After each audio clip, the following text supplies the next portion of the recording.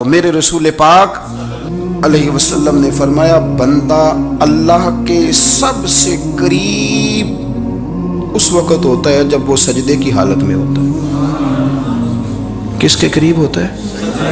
اللہ کے سب سے قریب ہوتا ہے وہ بڑا نیڑے ہے رب کے، بڑا قریب ہے، اس لیے کہ وہ حالت سجدہ میں وہ جب سجدے کرتا ہے نا، اس کی بارگاہ میں جب جھک جاتا ہے۔ آپ ذرا سجدے کی کیفیت دیکھیں نا، زبان بھی یہاں ہے، آنکھ بھی یہاں ہے، کان بھی، عقل بھی ساری، اس نے سارا کچھ رکھ دیا سجدے۔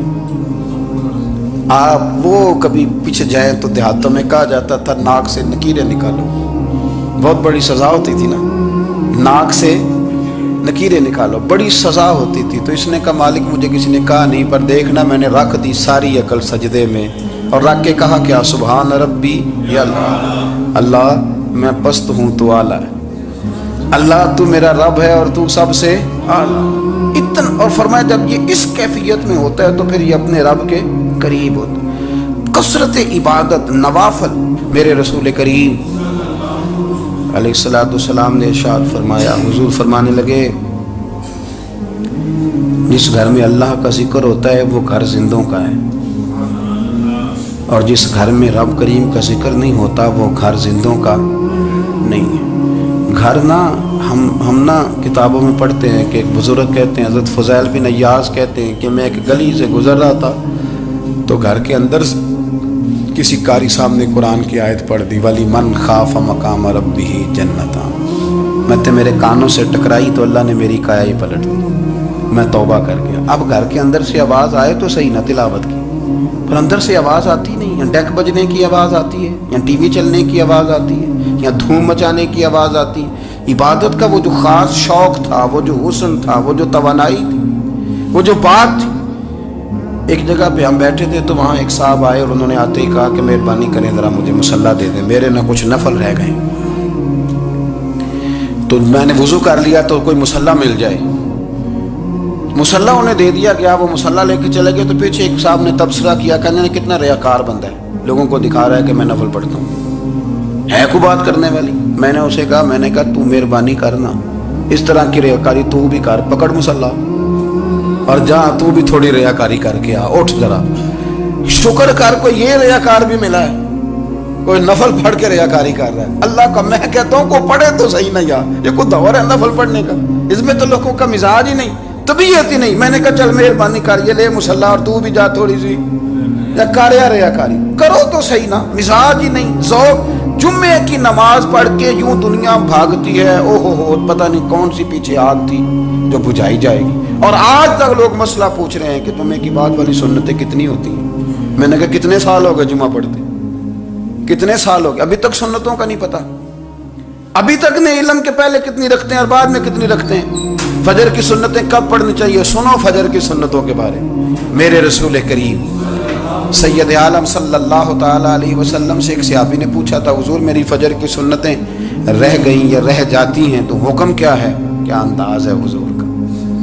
بخاری مسلم کے لفظ سنو، حضور سید عالم صلی اللہ علیہ وسلم فرمانے لگے، اس نے کیا پوچھا تھا، حضور جواب کیا دیتے ہیں؟ فرمایا فجر کی سنتیں کبھی نہ چھوڑنا، فجر کی پہلی 2 سنتیں کبھی نہ چھوڑنا۔ یا رسول اللہ صلی اللہ تعالیٰ علیہ وسلم میری رہ گئی ہیں، رہ جاتی ہیں۔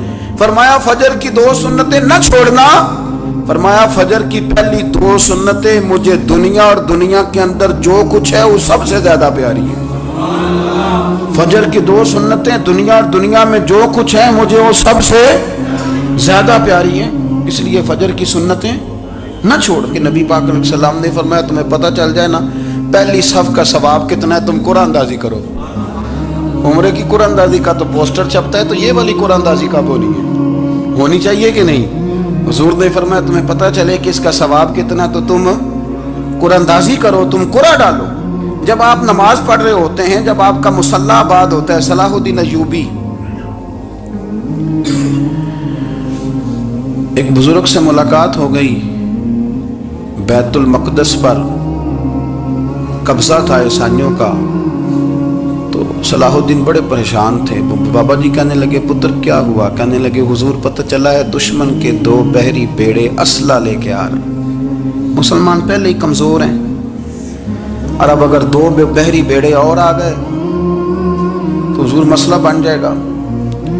تو میں پریشان ہوں کہ کس طرح یہ کم مسئلے والی ہماری فوج ہے کیسے مقابلہ کرے گی۔ تو بابا جی کہنے لگے پتر اس طرح کرنا، آج رات تو بھی دعا کرنا اور میں بھی کروں گا، تو بھی دعا کرنا، آپ ناراض نہ ہونا، ہم تو پیروں والے ہیں، ہم تو پیروں کے نوکر غلام ہیں، ہمارا تو گزارا ہی نہیں، ہمیں تو ملتا ہے سارا کچھ وہاں سے۔ پر میرا سوال یہ ہے کہ تعویذ لینے جاتے ہو نفل کیوں نہیں پڑھتے، رات اللہ اللہ کیوں نہیں کرتے؟ یہ بھی تو ہمارے بزرگوں کا ہی طریقہ ہے، انہوں نے تو ہمیں سکھایا ہے۔ صلاح الدین ایوبی سے بزرگوں نے کہا کہ رات آج نا اللہ اللہ کرنا تو میں تیرے لیے دعا کروں گا، تو بھی دعا کرنا۔ تو بندہ جب دکھی ہوتا ہے تو سجدہ کرتا ہے تو پھر ہی تو مصلی بھیگ جاتا ہے، پھر ہی تو مزہ آتا ہے۔ سکھی بندہ تو کعبے جا کے نہیں روتا، دکھی تھے، تکلیف تھی تو سر رکھا سجدے میں تو تڑپ گئے۔ اور وہ بابا جی کہتے ہیں میں مسجد آیا تو صلاح الدین چیخیں مار کے رو رہا تھا اور کہہ رہا تھا مالک میں کوئی اپنی شان کے لیے تو نہیں نہ لڑ رہا، اللہ کو میں کوئی قبضوں کے لیے تو نہیں لڑ رہا، مالک تیرے لیے لڑ رہا ہوں، مجھے بے آبرو نہ کرنا، میری مدد فرمانا۔ کہتے ہیں میں آیا تھا کہ مسجد میں دعا کروں گا، پر صلاح الدین ایوبی کو روتے دیکھا تو میں لوٹ گیا۔ تو سویرے صلاح الدین ملے تو بڑے خوش تھے۔ میں نے کہا پتر کیا ہوا؟ کہنے لگے حضور وہ بحری بیڑے 2 آ رہے تھے نا اسلحہ لے کے، دونوں ڈوب گئے پانی میں ڈوب گئے۔ تو بابا جی کہنے لگے صلاح الدین وہ پانی میں نہیں ڈوبے، وہ تیرے آنسوؤں میں ڈوب گئے، وہ غرق ہو گئے۔ وہ جو تو نے مسلح بات کیا تو وہ تیرے آنسوؤں میں ڈوب گئے، وہ غرق ہو گئے، وہ تباہ، اتنے قیمتی تھے تیرے آنسو کے بہا لے گئے دشمن کے بحری بیڑوں کو۔ میرے بھائی ٹھیک ہو گیا جی، میرے عزیز سمجھ لیں اس بات کو ہمیشہ کے لیے، اور اس پر غور کر لیں اچھے طریقے سے کہ میرے رسول کریم سید عالم صلی اللہ علیہ وسلم نے نا ہماری توجہ دلائی، حضور نے ہمیں بتلایا، ہمارا ذوق بڑھایا عبادت کی طرف۔ ایک صحابی تھے حضرت ابو فاطمہ رضی اللہ تعالیٰ عنہ، یہ ترمذی شریف کی حدیث ہے۔ نبی پاک علیہ السلام نے فرمایا ابو فاطمہ قیامت کے دن مجھ سے جلدی ملنا چاہتے ہو کہ دیر کے ساتھ؟ تو کہنے لگے حضور کون ہوگا جو دیر سے ملنا چاہے گا، قیامت کے دن آپ سے جلدی ملنا ہے۔ تو نبی پاک علیہ السلام نے فرمایا پھر اس طرح کرنا، دنیا میں رہ کے سجدے زیادہ کرنا، پھر سجدے زیادہ کرنا، قیامت میں ملاقات جلدی ہو جائے، قرب ملے گا تمہیں۔ اپنے بچوں کے اندر دیکھیں نا ہم شوق پیدا کرتے ہیں، ہمیں صحیح لفظ نہیں بولنے آتے پر ہم بچوں میں شوق پیدا کرتے ہیں کہ پتر ڈاکٹر بن جائے گا تو بڑا نفع کرے گا، تو لوگوں کی خدمت کرے گا، ملک و ملت کی خدمت کرے گا، تیرے ابا کا نام روشن ہوگا، تیرے دادا کی تعریفیں ہوں گی۔ ہم یہ ذوق پیدا کرتے ہیں، ہم اپنے نوجوانوں کے اندر یہ فکر پیدا کرتے ہیں، انہیں ہم سمجھاتے ہیں کہ میاں جب تم پڑھو گے محنت کرو گے تو فلاں آدمی کی طرح تمہارا نام ہوگا۔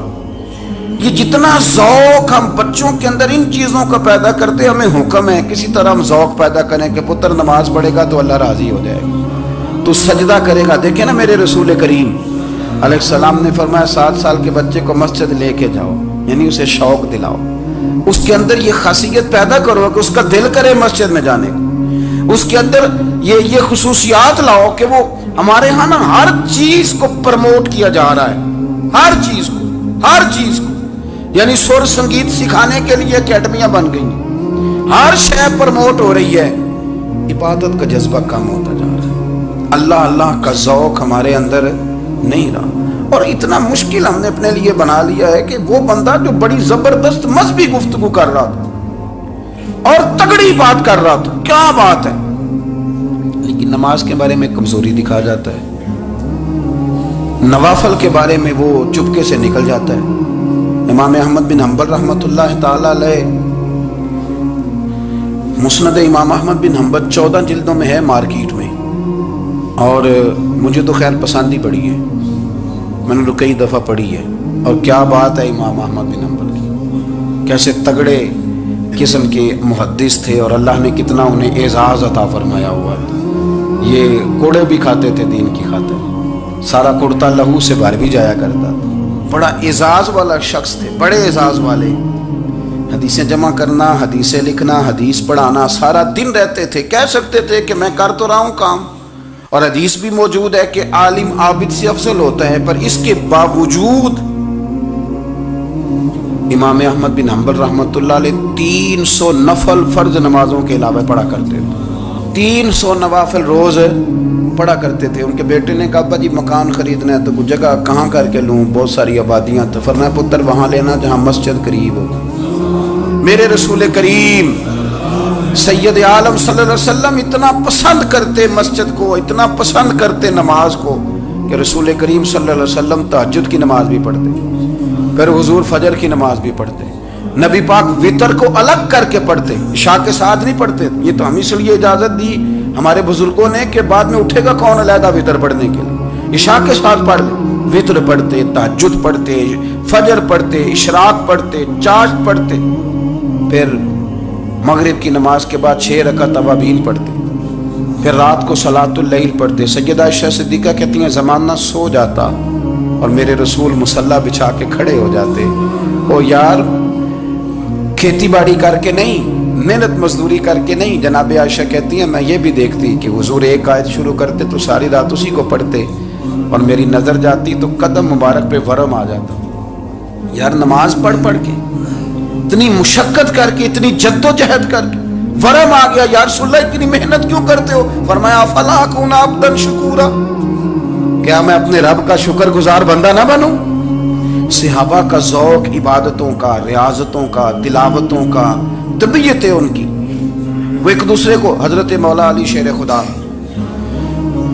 کرم اللہ تعالی وجہہ الکریم کے زمانے میں روم کے بادشاہ نے کہا یار یہ مسلمانوں کا پتہ تو کرو، یہ آخر کیوں اتنے زیادہ مجاہد ہیں؟ اس زمانے میں جاسوس بھیجنے کا مزاج تھا، اب تو جاسوس پکڑا جاتا ہے، اب تو جاسوس ہو، اور جاسوسی کا شوق ویسے آج بھی ہے۔ عرض کروں تھوڑی سی بات اس عنوان سے، پتہ کیا ہمارا مسئلہ ہے؟ ہم جہاں جاتے ہیں نا وہاں تھوڑی خوشبو سونگنے کی کوشش کرتے ہیں، وہ کیا ہے تو یہ کیا ہے تو ادھر کیا ہے تو تھوڑا سا ادھر کیا ہے۔ میرے رسول پاک پڑھیے درود شریف، سارے پڑھیے ذرا زور سے، صلی اللہ تعالی۔ نبی پاک علیہ السلام نے فرمایا جاسوسی نہ کرنا ورنہ تم بندوں کو خراب کر دو، اور فرمایا اس طرح نہ ہو کہ تم کسی کے آپ کھول نہ نکلو تو تمہارے پہلے کھل جائیں۔ یہ جو ذوق ہے نا یہ ختم کریں، چھوڑیں، مطلب آپ کس چکر میں پڑے ہوئے ہیں، اتنی زیادہ توجہ کرنے کی کیا ضرورت ہے؟ نے کام سے کام رکھیں، اس میں بندہ تھوڑا سا نا آسان رہتا ہے۔ یہ جو بہت زیادہ ٹٹولنے والے لوگ ہوتے ہیں نا وہ بیچارے پھر عمر ٹٹولتے ہی گزار دیتے ہیں، اس لیے کہ مزاج ہی بہت پکا ہے، گوری کا منہ کھول کے اندر تک ہاتھ ڈالنا، تو پھر کئی دفعہ سامنے سے بچھو بھی لڑ جاتا ہے، خرابی ہوتی ہے۔ تو جاسوسی کی جاتی تھی، اس نے بھی جاسوس بھیجے، کیونکہ قبیلوں کے لوگ تھے، کچھ مسلم کچھ کافر، پہچانے نہیں جاتے تھے لوگ، تو کچھ لوگ اس نے بھیجے، انہوں نے آ کے نا تحقیق کی، ریسرچ کری کہ آخر ماجرا کیا ہے، تو واپس جا کے انہوں نے رپورٹ دی نا روم کے بادشاہ کو۔ اس رپورٹ کا ایک جملہ بڑا شاندار ہے، وہ کہنے لگا بادشاہ ہمیں مسلمانوں کی کوئی سمجھ نہیں آئی،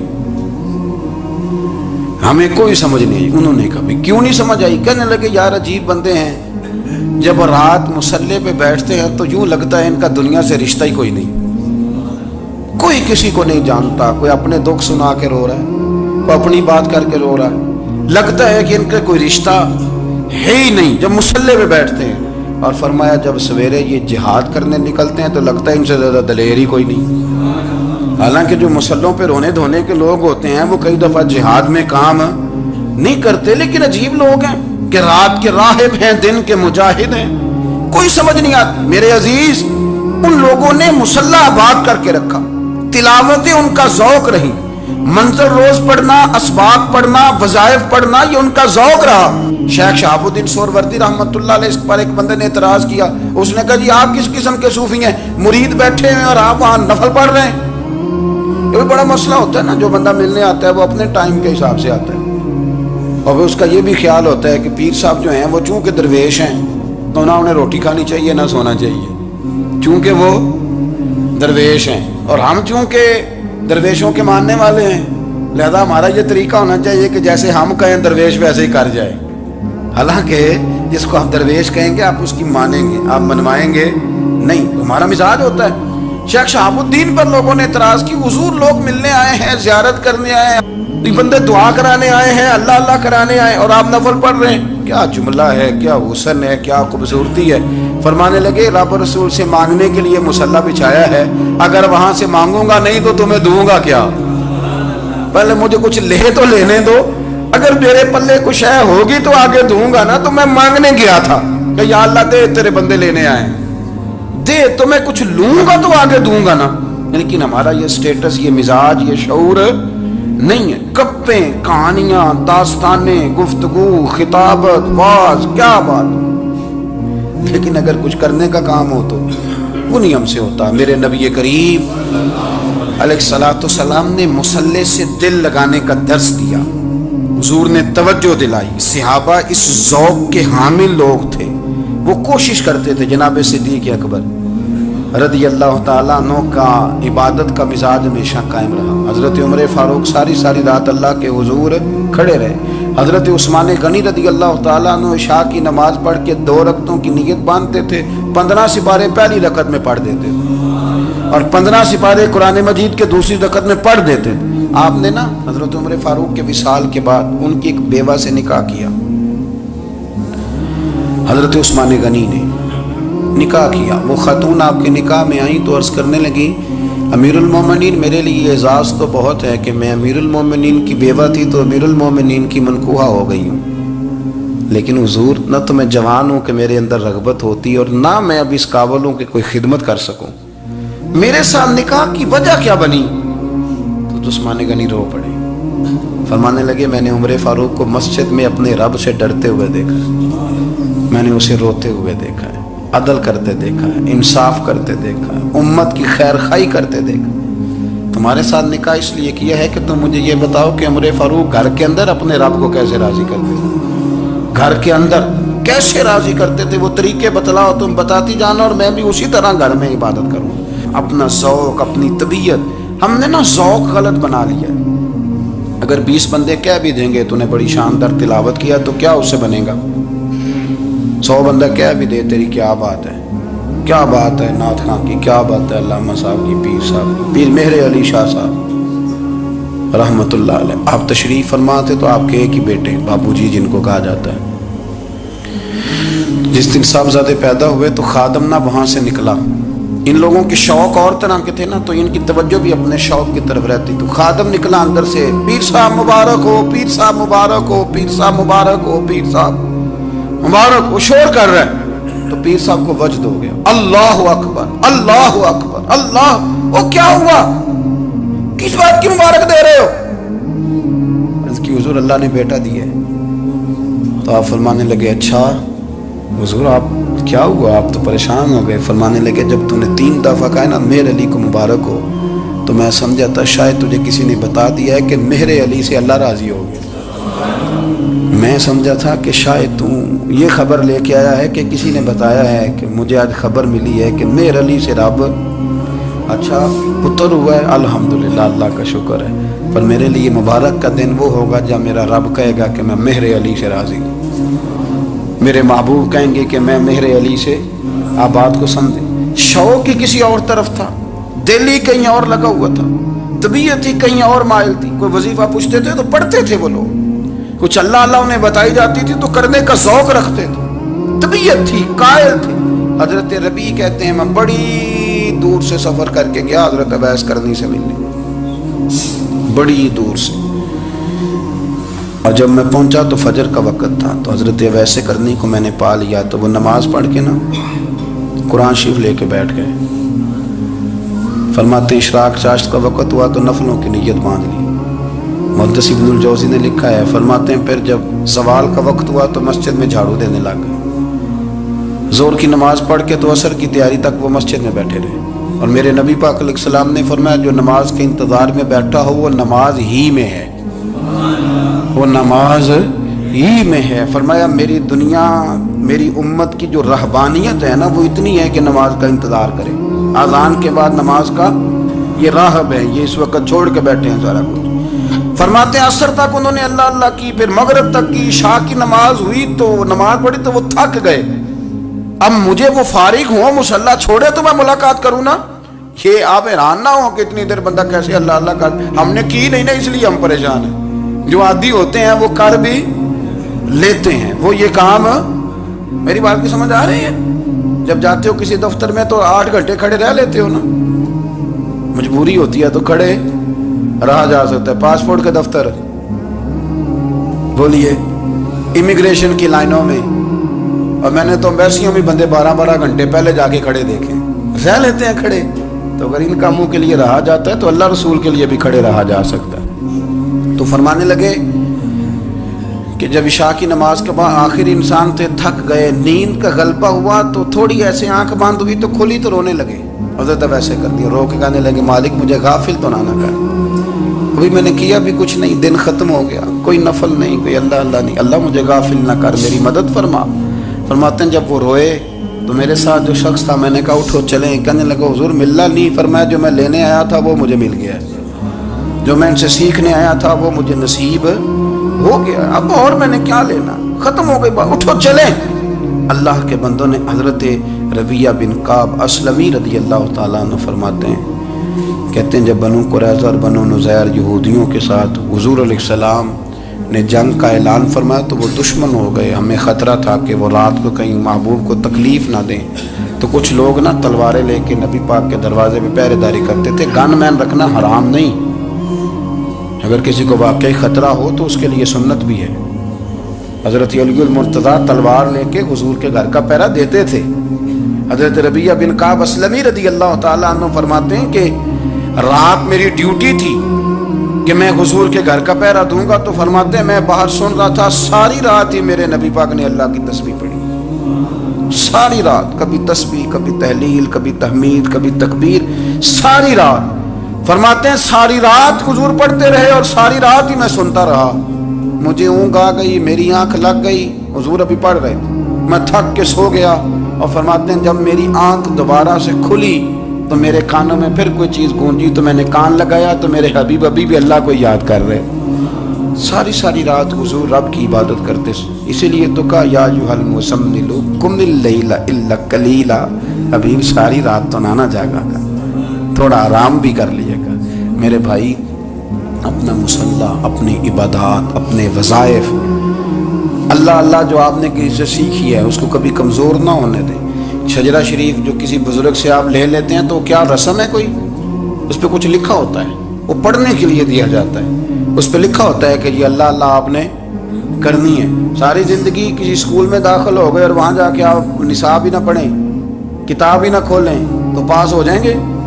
وہ کہتے ہیں میں 20 سال جاتا رہا ملا کچھ نہیں، تو آپ نے لیا کیا ہے؟ ایک اتنی سی کتاب تھی، اس کو تو کھول کے آپ دیکھ نہیں سکے، اس کے وظائف تک تو رسائی نہ ہوئی، اس لیے کہ اللہ اللہ کرنا مشکل ہے اور تصویر کھنچانا یہ آسان کام ہے۔ تو جو آسان ہے اس طرف ہماری توجہ لگی رہتی ہے اور جو مشکل ہے اس طرف ہم ذوق پیدا نہیں کرتے۔ یا ایھا الناس اعبدوا ربکم الذی خلقکم والذین من قبلکم لعلکم تتقون، اے لوگوں اس رب کی عبادت کرو جس نے تمہیں پیدا کیا اور تم سے پہلوں کو پیدا کیا، اس لیے عبادت کرو کہ تم پرہیزگار ہو جاؤ گے۔ مالک سمجھنے کی توفیق عطا فرمائے۔